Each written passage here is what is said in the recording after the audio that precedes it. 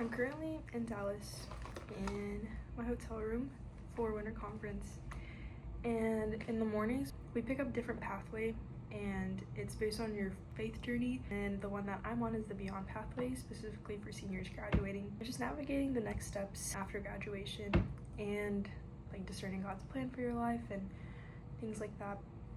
And this year they invited some professionals who are working, not necessarily ministry, we're all called to ministry, but in the field of ministry, but they were working in other fields. And that's where I met the kindest woman ever. She is great, and I just felt such a drawnness to her, this like pull. And she talked a lot about hearing God's voice doesn't necessarily mean hearing a voice. It could be in the ways that God knows you're gonna hear him. And so the example she gave was how she is a very detailed oriented person. She likes to notice little things, and God knows that about her. And so when she was thinking about going on this trip, and she had already decided that she was going on this trip, but she saw a truck that, I'm not sure if it was a semi truck or if it was like a truck, but it had North Carolina on it, and that's where she was wanting to go.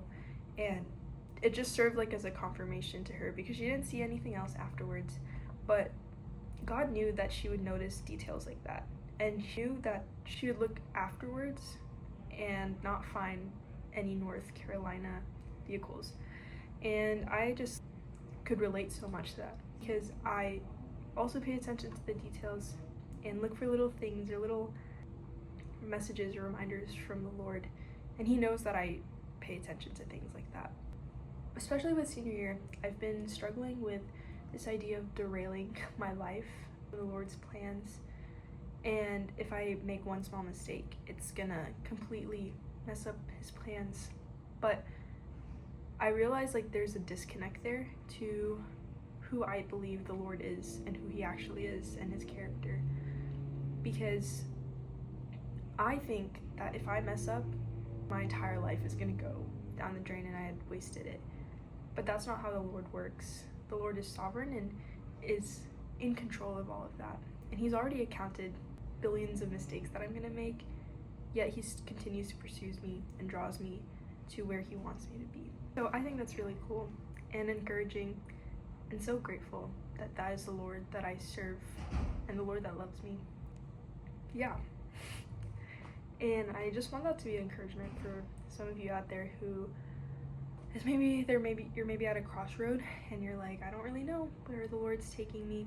Or if you're worried about making the wrong choice, like God has got you and he's gonna pursue you and continue to pursue you, and you are not powerful enough to derail God's plan for your life. Only he has the power to make this plan good. I mean, I say that and I need that more for myself than anything, and so it serves as a reminder for myself too that I am not strong enough to derail my life and derail like God's plan for my life, because he's in control and he's got me, and I'm walking in alignment with him, and I want what he wants for me. And if I just decide on a path that like isn't what he wants for me and I just didn't know, or I wasn't able to discern it correctly, he's not gonna smite me for it. He's not gonna condemn me for it. He's gonna love me and he's already died for that mistake, that sin. So just some encouragement for you guys, and